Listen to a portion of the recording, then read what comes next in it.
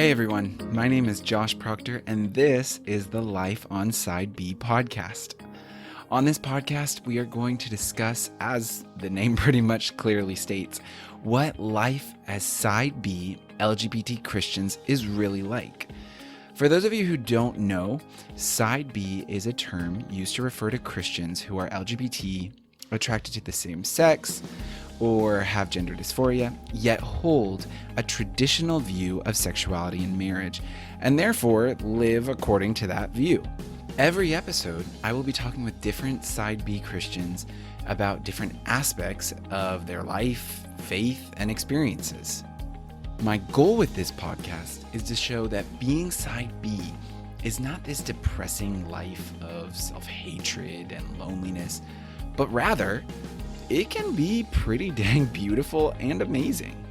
Now, every season, we will be focusing on a different theme of sexuality and faith issues related to the lives of Side B Christians. This season, though, I am really excited because we are going to be looking at different ways Side B Christians live out their sexuality and find intimacy and community.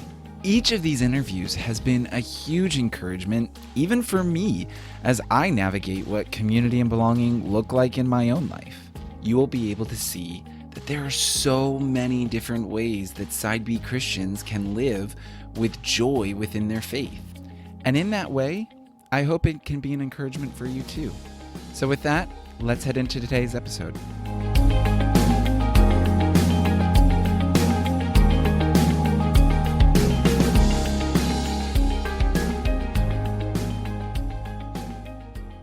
Hello, everyone. Thank you so much for joining us today. I am here with the amazing Lisa Samuels, the wife of Dean Samuels, who I had the privilege of interviewing in the last episode. So, Lisa, thank you so much for joining us today. Yeah, thank you for having me. Yes, this is going to be awesome. For all of you listening, during the last episode, I had a really amazing time talking with Dean. And I was showing the episode to my brothers and some friends, and everyone just loved the episode. But then one thing everyone said was, it's great, but in the episode and in many areas, when you hear about the topic of mixed orientation marriage, a lot of times you only get the perspective of the spouse attracted to the same sex. But you never get not never, but you less often get the perspective of the straight spouse in it.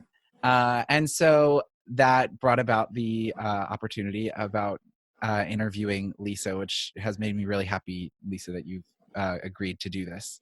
I can say I am not as eloquently spoken as my dear husband, but we're going to do our best. Oh, that's literally all we do on this podcast. We do our best, and we hope we don't make fools of ourselves. That sounds like my everyday life. Yes. Oh gosh. All right. Well, on the last episode, we heard from Dean about how you guys met and how you guys got married. But obviously, like everything, there's two sides to every story. So I guess just to start, we would love to hear from your perspective, how you met Dean and how you guys got together and everything. Yeah. It was interesting to kind of listen to his side of it because though it's a pretty full story when he tells it, he likes to leave out a few things. And so, he put in a lot of the standard stuff. We were really young when we met. I was 18, he was 20. We were babies. And I immediately was attracted to him. I immediately liked him, but I was about 175% sure he was gay. Doesn't that happen? Yeah. And so I just kind of thought to myself, well, you know what? I guess you're probably going to get a really good friend out of this and life will go on. And I dated quite a few other people, both seriously and just for fun, because in college you're stupid. Yes. But Dean was always the one I came back to. And he was that best friend that you want to tell everything. And that person that every time I got my heart broken, he needed to know about it. Or every time I started dating someone new, he needed to know about it. Or he was just that person I called no matter what. And this whole time he friend zoned me hard. And like, and he likes to leave that out. Like, he put me in a friend zone box and left me in the corner. Mm, And I mean, I completely understand why yes. now, later. And eventually, we had been visiting each other a lot. We lived a couple hours apart. We would make trips to see each other. And I got to the point where I was at work one day and I texted him and I was like, here's the deal. My heart is getting involved. I really like you and you're flirting with me a lot. And I'm not going to do this anymore if you're not actually interested. And that was kind of the point where he went, oh crap. Like I could actually lose this girl. Yeah. And he kind of said, well, I never said I didn't like you. I just don't really know how to navigate these waters. And at that point, he started kind of seeking some people in his life who he respected, you know, some pastors, some friends, his sister.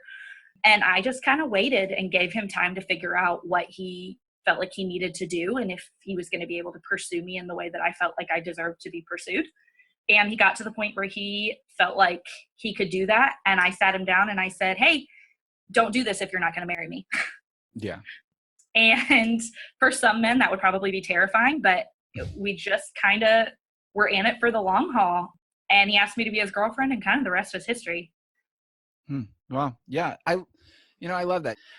I guess one of the questions that I would like to first start out with as we go forward is, Dean obviously explained in the last episode that he identifies as queer, and he explained a lot of what goes into that and why he uses that identity. Has that ever bothered you that he identifies as queer, and why or why not would you say? You know, honestly, I would be lying if I said no, because if it comes down to like, has that ever bothered you? Yeah, probably a lot of times, to be honest, especially kind of at the beginning. There are times when he is bonding with other people in the LGBTQ community and I don't get it. And I'm like, I don't know what we're laughing about, you know? And at those points, sure, it has bothered me. Or times when I'm a really big fixer and I want to understand people. And there are aspects of this that I can't understand and I'm not going to. And I think that in those times, it sort of bothers me, but it's not that I have a problem with him identifying as queer. It's that I just want to understand, you know? Yeah. But in my heart of hearts, no, it doesn't bother me. Okay. You know, that he is who he is made me fall in love with him, and his identity or his orientation or whatever we want to call that, that's part of who he is. And I love fully who he is, like his lame dad jokes and all. That is true. I have heard the dad jokes. They're bad. They're really bad. Yes. Oh no, but it's so good. Yeah, Dean is amazing. So, well, and with that then, obviously it's, especially as you said at the beginning, it was harder. Has there been anything that's helped you get to more of a place at peace, especially with the identity area? I think a lot of communication, understanding that his, identifying as queer doesn't mean he loves me any less. It doesn't change anything. And I think that's the point I had to get to, was understanding that, like, he's still the same person. He's always been the same person.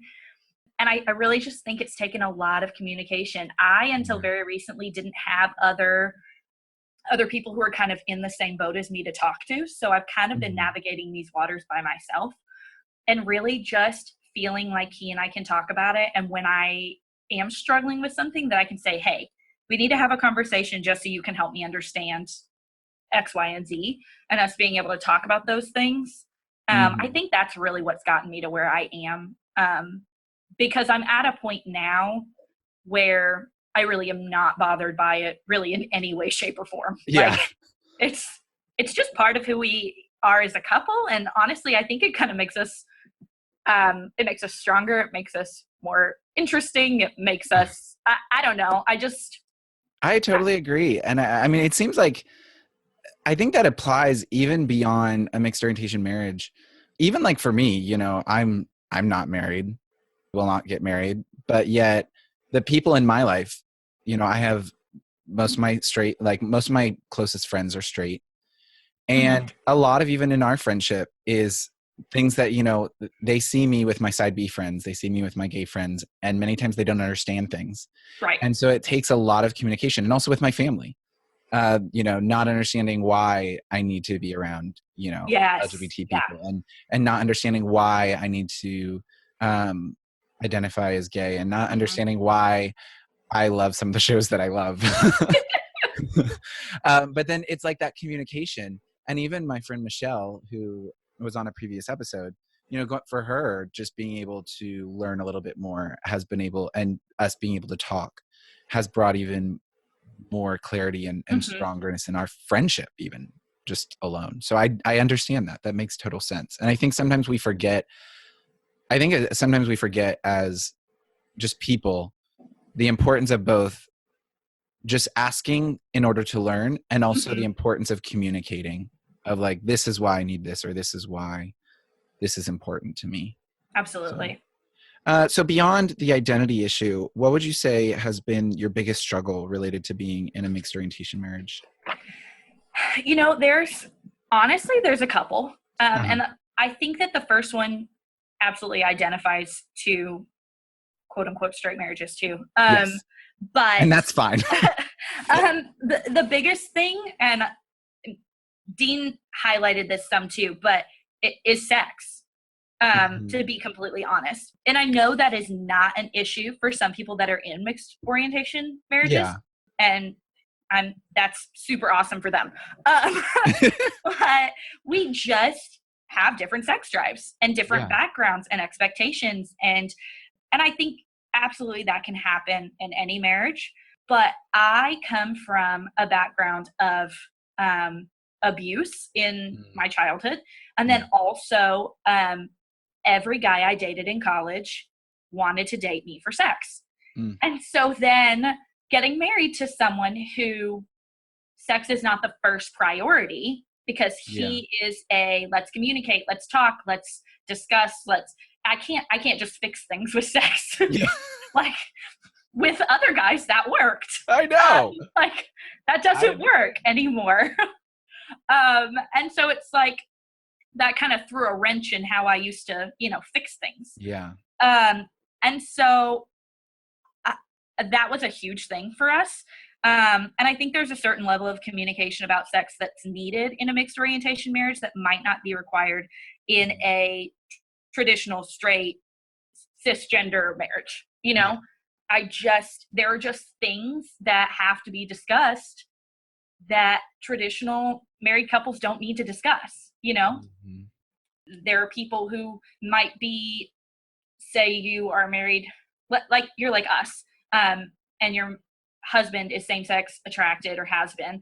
If your husband has been with other men in the past, that may be something that affects your sex life now, you Yeah. know?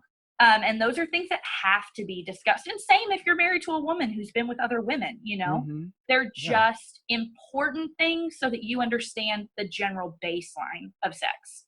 Mhm. And I think that's just something that isn't as big of a deal to traditional straight couples. Yeah. And then I think that the other thing is that and I mentioned this earlier, but like I'm such a fixer and I want to understand his struggles. And I Mhm. want to relate to him and I want to like deeply feel what he feels. And that's a huge character flaw for me, but it's just how it goes. And it's not that I ever wanted to like change his orientation, but I wanted to kind of figure out what that meant for us. Um, Mhm. and that has been a struggle related to this marriage, is Yeah. that there are certain things that I can't fix and I can't change. And there would be times where I would think, okay, well, if I can just fix this one aspect of this struggle that he might be having, then the rest of our marriage will be perfect. Mhm. And that is a delusion of grandeur. you know, uh, Yeah. your marriage may be beautiful and amazing and wonderful, but there are always going to be things that you have to work on. Yeah. And though now I'm at the point where like I said, him identifying as queer does not bother me. There was certainly a point where I went, well, if we could just kind of shift him a little straighter, like, we'll be good to go. Then we'll be fine. Yeah, we'll be totally fine. And that's ludicrous. Mm-hmm. And it also just doesn't work, because why change what you fell in love with? Yeah. Yeah. Yeah, I mean, because him being queer is part of what makes him the person that you love. Yeah, absolutely. And, I think that's just so true with relationships. It's funny because we fall in love with someone and we fall in love with them because of the person that they are. And then as we get to know them, we want to fix things in their life, forgetting that also is partly what makes them the person that we fell in love with. Right. Absolutely. And so I think, that was definitely kind of a big struggle. Not as much now, but that was a huge thing probably in our first 2 years of marriage, was like, well, if we can just get this one thing on track, everything else will fall into place and we'll be perfect, and everything will be great. And that's just that's not how marriage works. Straight, whatever kind of marriage you have, that's not how it works. Like, exactly.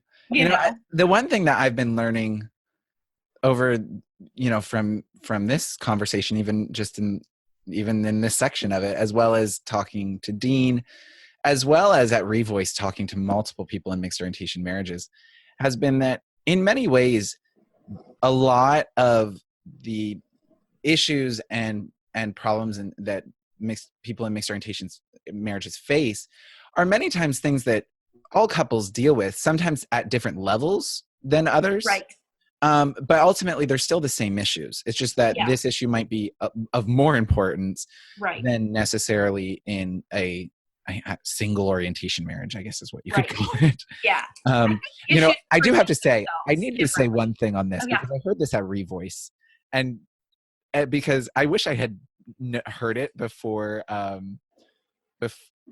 I did the interview with Dean at the first night of arriving at Revoice. And at Revoice, I went into workshops on mixed orientation marriages because I plan to be a pastor. And I was like, well, if I'm not going to be married, I need to learn more about marriage because I'm going to have people that I need to minister to who are married. So I went into these things, and I have now realized that side B people refer to mixed orientation marriages as moms. And it took me so long to realize that when people were calling moms, they were talking not about mothers, but mixed orientation marriages. Because I was in a workshop and someone said, the church needs moms. I'm like, of course it needs mothers. What would we do if we did not have mothers? I was like, what is this lady talking about? And why is she talking about mothers in a workshop on marriage? And then someone was like, no, MOM. I was like, that is stupid. I rebuke that in the name of Jesus. Oh my gosh. Sorry, I had to work that into this. When I heard that, I was like, my next episode on mixed orientation marriages, I'm working that in somewhere. I don't blame you at all. It's okay, because when you sent me the questions, because I don't ever call it that, when you sent me the questions, one of them said, I think I don't know, but it was like I put an MOM in there, and I was like, I mean, I am a mom, but I don't know why that relates to this. Yes. And then I was like, oh, that's what he's talking about. Exactly. I love it because I sent these questions also to Michelle before sending them to you. And I was like, Michelle, do you have any other questions you think would be good? And she goes, don't call it a mom. And I'm like, I'm not planning to. Anyway. Oh, God bless it. Oh, yes. Yes. I mean, hey, I understand that people need language. I'm not downing anyone, even the lady who said that. You're amazing. And I know finding the right terminology is difficult, but that threw me off so bad. So with that, then moving along. So since we've talked about the struggles, what would you say are some of the biggest blessings that you have gotten from being in a mixed orientation marriage? So I think that the biggest thing is that we have really been able to be involved in the LGBTQ plus community. Yes. The side B community, the LGBT community, has brought people into our lives that are our family. I mean, they are our brothers and sisters. They are our daughters, aunts, and uncles. They come to birthday parties. They go out of their way to send videos when they're in other countries. I mean, one of our friends sent our daughter a video when he was at a castle in another country. And he was like, look, I'm at a castle. Like these things that we just don't really get from other places, they have become our family. Yeah. And I think it's been so beautiful to have that chosen family, which is often how the LGBTQ community has family in general, because so often Absolutely. they've been kind of abandoned. But, Yeah. to have these people in our lives and to be reminded, I mean, and we're obviously not closed-minded, but to be reminded, like, people are people, are people, are people, and we've just gained a beautiful family from it. I think another thing that I've been able to just truly relish is the fact that relationships don't have to be normal or traditional. Yeah. And I think there was a while that I just genuinely longed to feel like my relationship was like my friends' relationships. Yeah. Um, but in reality, it's like those mediocre, like, sex a couple times a week arguments over stupid stuff. Yes. Like, it's just, and for some reason I wanted that because Pinterest and Facebook and all of this world that we live in, but I don't need 2.5 children and a white picket fence. Yes. Like, I genuinely love what I have, and I love that it's different and it's unique and it's good. And we don't have to present ourselves as other couples to be a good, healthy, beautiful couple. Mm-hmm. And I think that's another thing that I've gotten from it, is just really being able to come to terms with the fact that, like, no, we are not your average couple when it comes down to it, but like that's what makes us who we are. Mm-hmm. And I like that. Yeah. Yeah. I think sometimes just being in our world, it's just awesome to even when you can embrace your uniqueness and what makes you unique and just be like, yeah, it's different. And that's me. Yeah, There's something beautiful to that. And I think there's something even divinely godlike in that God does not want. I think we sometimes mix up sanctification with uniformity, mm-hmm. and thinking that in order to become like God wants us to, we have to become like everyone else in the church. And Yeah, that's not what God calls us to. He calls us to be like him, but that looks differently in every person's life in many ways. absolutely. The circumstances are going to be different. When I committed myself to celibacy, that was really hard for me to go realize that my life was not going to look like necessarily the life that I had expected it. Yeah. And there's something of when you embrace that, then you can enjoy the beauty in it. At first it's hard embracing it and it feels like a sacrifice, but then I really feel over time it actually becomes a gift. Oh, You know? absolutely. Yeah. Yeah, my So life looks nothing like what I planned, but yeah, I think, I mean, it's better than exactly. what Yeah. you know. Yeah. I just recorded well, this we're recording this on Sunday. Tomorrow, Monday, I am releasing a short little what we're calling side B detours before this episode comes out. And in that, I kind of talked about how that's kind of been my life, has been embracing God was not something that I wanted. But then now looking back on it, I'm like, I love what I have, Mm-hmm. and I wouldn't give it up. I wouldn't have said that at the beginning, but you get to that place. Yeah. Oh, So, absolutely. mhm. And, as you kind of have been around your friends, who look like they, have the normal, marriage and everything. And as you've come to a place of acceptance of your own marriage, what do you feel like single orientation marriages could learn from your marriage and marriages like yours? I think a huge thing is allow your partner to be free to be who they are. Mm-hmm. Um, Allowing your spouse to be genuine and real is just so important. Yeah. And I think we just live in a world that puts so many labels on people and has such strange expectations Mm. that we tend to put people in a box, and Yeah. they think that they need to stay in that box. And that's just not healthy. Yeah. and also I think that we can learn that gender roles are kind of stupid. Mm-hmm. Like, I mean, some wives don't cook. Like, I do not cook. I am a terrible cook. I go in the kitchen to pour wine. Like, that's all. Yes. Um, Yes. some husbands don't unclog the bathtub drain. Like, Mm-hmm. that's okay. I think there's just, again, a beauty to just kind of accepting who you are and rolling with your strengths and not trying to change each other. I mean, of course, there are things that have to change. If your husband has never changed a baby's diaper and you're having a kid, he should probably learn. But Probably. like, if your husband doesn't like football, that doesn't make him any less of a man. Yeah. If your wife isn't the best at laundry, that doesn't mean she's suddenly not a wonderful wife or a good mom. Mm-hmm. And I just get legitimately sick over some of the gender role expectations that I Yeah. see, and I just see couples falling into that, and women primarily, because obviously I'm not spending a lot of one-on-one time with guys, Yeah. but women primarily saying things like, I'm such a bad wife, like I haven't gotten the dishes done, and like, or like, my husband expects me to have the house completely clean by the time he gets home, but I've been taking care of the kids all day. And it's like, I think there's just some beauty to cutting each other slack and letting each other be who you are. And if you suck at laundry, split it up, man. Like, Exactly. there's just, I really just struggle with gender roles and with people trying to Mm-hmm. change each other, honestly. Yeah. No, that totally makes sense.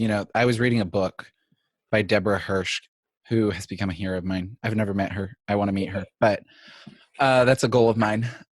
She wrote a book called Redeeming Sex, and she on one of the chapters was on gender and gender roles, Mm, and it just like changed my life in so many ways. And she talked about like the biblical gender mm. and biblical gender versus cultural gender, and how so many times the things that we attach to our concept of gender are really so much more cultural Oh, absolutely. than they are biblical.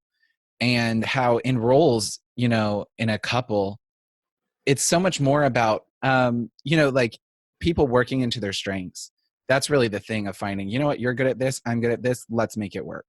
Right. And not Yeah. so much about what culture says that we have to do.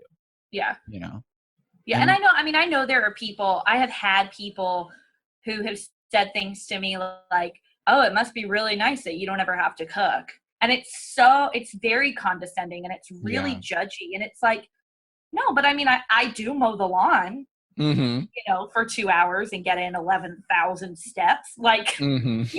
and so it's a give and take. And this expectation that like the wife needs to cook and the mother or the husband needs to go out and mow the lawn. Like, why? Why? Yeah. Yeah. It does. And I love how in that book, Redeeming Sex, which I recommend to everyone, I'll put a link to it in the description of this podcast. Hopefully I remember. But she talks about how biblical gender is really about imitating Jesus, both as men and women, because Jesus, being the perfect human, embodies both masculinity and femininity perfectly. And in that way, stepping out of the cultural understanding of gender and stepping into the biblical understanding of gender, of if we are images of God, then embracing biblical gender is about embracing the image of God in the way we reflect him, both as men and women. Mhm. But that doesn't always fit into culture, as our culture understands it. Right. So great. And so my next question that I kind of wanted to get your thoughts on is, every marriage is different, especially in mixed orientation marriages. We with Dean, we talked about multiple different circumstances that might influence a mixed orientation marriage, like when the the queer spouse came out about their attractions or their identity, kind of the stipulations of how they worked through that, all of those different kinds of things. But in general, what would you say to like straight wives or husbands that are kind of having like struggling in their Right. marriage? Whatever those circumstances might be, whether that, about when their spouse came out to them, or about changing circumstances of one spouse wanting to be more out, or however that might be. Right. What are some of the things that you would encourage them with? So I think the first thing I would say, and I've touched on this a little bit, but Mm-hmm. the first thing I would say is there are some things you're not going to understand, and that's okay. Yeah.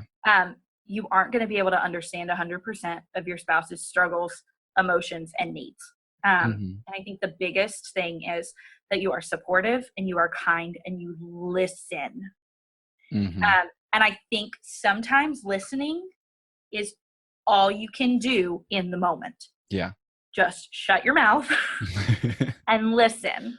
Because if, especially say, if your spouse wants to be more open and say you're hesitant, you need to hear them out and hear why they want to be more open, because I guarantee you they have good reasons for it. Yeah. No one is going to be like, hey, I think I'm going to be more open about this thing that could get me completely ostracized. No. That just sounds fun. Yeah, no, that's silly. So listen and try to be objective, you know. Another thing is that your spouse needs same gender friends. Yeah. I cannot be everything that Dean needs. Mm-hmm. And it is unfair for me to think that, oh, well, if he has had same-sex attraction, I don't want him hanging out with guys. But he's not attracted to every man that walks by in the same way I'm not attracted to every man that walks by. Yes. You know, and he absolutely needs male friends. He needs good guys that he's comfortable confiding in, that he can go see movies with, that he can grab coffee with at the end of a long day. Trust your spouse and make sure they have people in their life besides you. Because it's just imperative for their growth, because you just can't be everything. Yeah. And your spouse probably also needs support from other like-minded LGBTQ plus individuals. Because going along with number one, you're not going to understand what your spouse goes through, but they might. Yeah. And I have heard some women who are married to side B individuals who are saying things like, well, what if they're sitting around bashing us? I'm like, well, then you married a guy who sucks. I'm like, that has nothing to do with him being gay. That has not, like, that's your husband's problem. Like, you need to address that outside of this. This has nothing to do with being LGBT. Like, exactly. But 9 times out of 10, at least with Dean and his friends, like 9 times out of 10, they're talking about Drag Race or Taylor Swift. I can vouch for that from hanging out with Dean. So yes. And now I will say he can talk to me about Drag Race too. So that's not.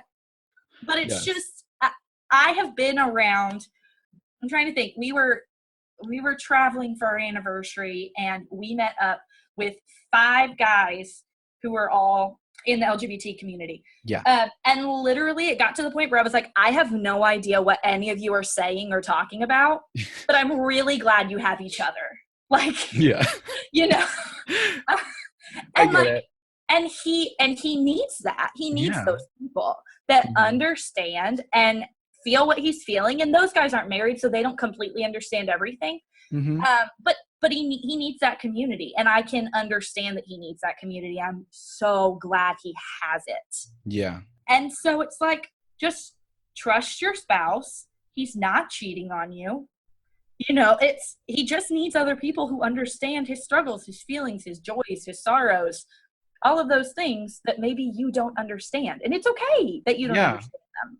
You know? I think that's really a big point. And I think that's even something that I've learned for my own self. You know, when I became side B, I think so many times we get so focused on sexuality is about who you have sex with. Yes. And like, that's it. You fulfill your sexuality by having sex. But I think in exploring what it means to be side B, like, okay, I have decided that sexual expression with other guys is off the table. Like, that's not going to happen. But I still have this longing to be around men. Absolutely. And I think that then it's about coming to this realization that I can fulfill those needs of the longing to be around men. It's more than just having sex with them. Oh, you know, I am called to companionship more than men than I am with women. Right. I do have female friends, and some of my closest friends are women, but yet there's always this draw to spend intimate time with men. Absolutely. And I think actually being side B has taught me so much beauty in that doesn't have to be sexual. There's something even more intimate when it's not sexual that then I can be fulfilled. And that's the same thing. It's like, you know, but sorry, I know you probably have some other points for spouses and we'll get back to You're that. fine. The whole thing is I think we get so focused on, again, the understanding of sexuality is who you have sex with. Mm-hmm. So if you're going to fulfill your sexuality, it has to go through sex. And that causes that fear in spouses' brains that if they're going to go hang out with other LGBT people, especially other, you know, men, or in the case of women with women, that, oh, sex is going to get involved, Mm-hmm. you know. But yeah, you have to have trust that honestly, that they want to honor you. Yeah. And they just need those connections. Yeah. Yeah. I just think trust is such a huge thing, honestly. Absolutely. And I mean, and that goes for any marriage. Mm-hmm. That trust is a primary thing. But I know several women who are married to side B guys, and that is a huge struggle for them. Like, oh, but if they're going off, they're probably cheating. And it's like, if you are assuming that your spouse is cheating every time they leave you, you probably have things to work through. Yeah. And so work through your own issues too. That's my other thing. If you need to seek counseling, do it. Like, I know there are people who believe that scripturally, well, God is our counselor, so I shouldn't have to seek one out. Well, that's a load of crap. Like, yes, go to a counselor, go by yourself, go with your spouse, go together, go separately, see the same person. You know, seek out wise counsel. But if you are not going to a professional licensed counselor, make sure it is a pastor who's not going to run his mouth. Mm-hmm. Because we want to assume that all pastors can be held in the highest of regards and that they are going to keep things quiet. But every pastor does not hold to that. That's true. I have seen people get hurt by going to someone that they thought was trustworthy, and then the spouse found out about it.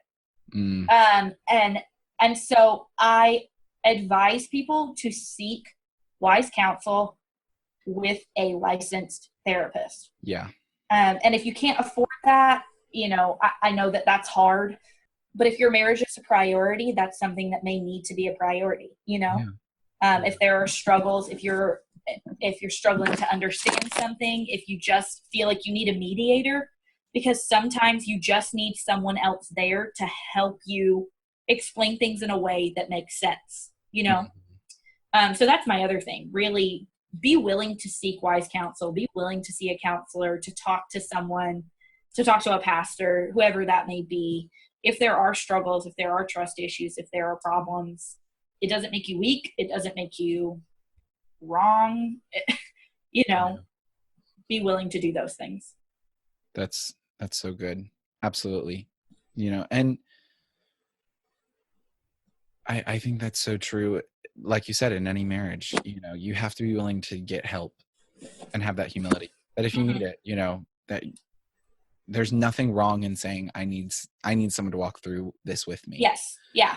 Yeah. There was a point that I needed that. Like, that's not me. That's not me going, I mean, other people should definitely do that. Like, there was a point where we were just, I didn't know how to communicate certain things that I was feeling, you know, and Dean is an empath, and so he feels everything I feel. And so it was like I would start to talk, and then he would take on all my emotions, and then I would have to comfort him, you know? And so it's like you sometimes need that mediator to help you figure out some things. Yes, absolutely. Absolutely. That's so good. And I guess then my big other last question would be that I would really like to, and this is actually personally even from me, you know, for people who aren't in mixed orientation marriages or aren't married, but have friends who are in mixed orientation marriages, you know, sometimes it can be hard, you know, like I know that's for me. I have friends that are in mixed orientation marriages. I'm not in one. And so then sometimes you kind of go, well, how do I walk alongside this? Because it's something that I can't necessarily, like, I've been in relationships, but I've been in relationships with men when I was side A, a little bit different. So that kind of thing of how do I walk alongside and support friends in mixed orientation marriages as someone who's not in one? I mean, I think a big thing is prayer. Yeah. Because people who are in mixed orientation marriages, especially if you're open, you're up against a lot. Mm-hmm. There's a part of the world that is telling you, or that tells me, well, don't you think Dean would just be happier if he wasn't with you anymore? Like if he just went and found a nice man and settled down and lived his life. And so though I am very happy in my marriage, there are certainly times where I go, man, is that what he needs? Yeah. Like, does he not need me? You know? And so I think praying for your friends, praying for their marriages, praying that they would be grounded in what they believe and that their communication stays strong. I think another thing is encouraging them in that. If something comes up where you hear someone saying something, for couples who are more open, if you hear someone saying something about like, yeah, I mean, did you know her husband's gay, or did you know his wife is a lesbian? Like, that's when you can take a step up and say, that's not exactly what's going on. Mm-hmm. Let's have a conversation about that. Or, yeah, he is, and he's super committed to her. Like, because again, an orientation or how you identify doesn't have to be through sex. Those are the situations where I need the peace of God to come on me so I don't punch the person. Yes. Yeah. And I would say for you are, because you are side B, it's easier for you to relate and for you to have empathy and understanding. Yeah. I would say it's harder for people who are cisgender white folk.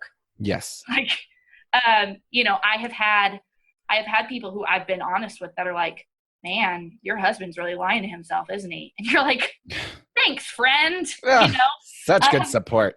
Yeah. And so I would never expect you to say something like that. Yeah. But for a listener who is hearing this, who might meet someone, don't say stuff like that. Mm-hmm. Don't assume that because someone is in a mixed orientation that one or both of the spouses are unhappy. Yeah. Don't assume that one of us settled. Mm-hmm. Don't assume that one of us pushed aside who we really were. Yeah. To be with this person. Because I would say those are huge assumptions that get made. That Dean just settled, or Lisa is Dean's beard. Like, and then we also have people who say things like, you realize you guys are heretics, right? Mm-hmm. Wow. And that obviously is hard to hear, especially because we have a child, we're doing our best to navigate this in a Christ-like, God-like manner and raise our daughter to love all people and respect all people. And to have people say things like, wow, your daughter's really going to be confused as she grows up. Mm-hmm. Those things hurt. And so just be mindful of your language, be supportive, be prayerful, remind people that if they need you, you're there. Yeah. Yeah.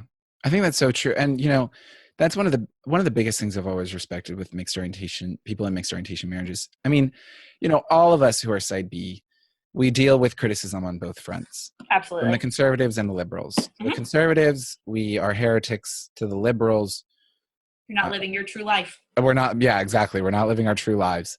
And I think there's also an aspect of that when you're in a mixed orientation marriage, because, even conservatives, even the name mixed orientation marriage, it's like, oh, your spouse is not trying to be straight. Right. Nope. And to liberals, it's like, oh, it's the same thing as ex-gay.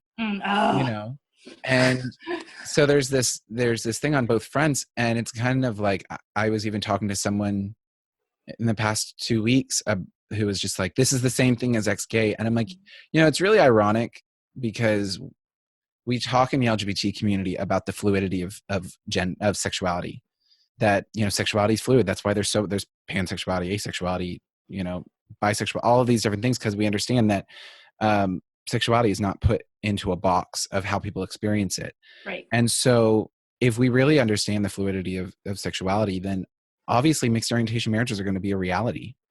It's going to be a reality of the fact that people experience sexualities differently, and when two people who experience their sexuality differently come into a marriage, it's going to happen, and that doesn't mean it's sex gay. Absolutely. You know. Absolutely. And I think that we are making some progress in that area. Mm-hmm.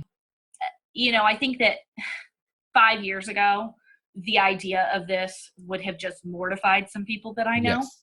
Uh-huh. And I recently had to take a work trip to New York City, and I met up with a friend that I went to college with. I have not seen him in years. Yeah.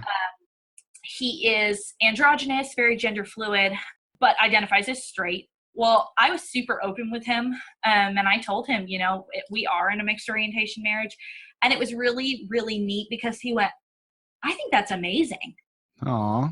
And he was so encouraging. He was like, I think it's really, really admirable that you guys are like, that you're making this work and that you're together and that he was, I love that.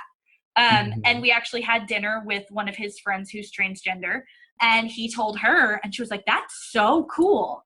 And these are two people who are not, who don't identify as Christians. Yeah. One was raised in the faith, the other was not. And so it was really encouraging, you know, to have a conversation like that with two people, one who I'd never met before, one who I hadn't seen in years, because it was not a negative thing. Mm-hmm. And so it's nice to feel like we're starting to get to a place where it's not all negative from all sides. Exactly. Yeah. I mean, we have a long way to go, but oh, absolutely. And I think it's important, as you said, those of us who aren't in mixed orientation marriages, we can be there to help, defend and bring education to other people by just defending when people have misunderstandings and be like, that's not the reality. Right. You know, that's something that people like me, we can do. And anyone. And I think that's huge, honestly. Yeah. Yeah, absolutely. I want to thank you so much for doing all of this. I'm so glad we got to talk because it's been so funny when I scheduled this, when I was talking to Dean about doing this interview, I was like, I've never talked to Lisa. I'm really excited and I'm nervous because I've known Dean, but I haven't known Lisa. And I love you. This has been one of my favorite episodes so far. Oh, thank you. I appreciate you asking me to do this because you're right. A lot of people don't necessarily get this kind of other side. So it's been fun. Absolutely. But I want to thank you again.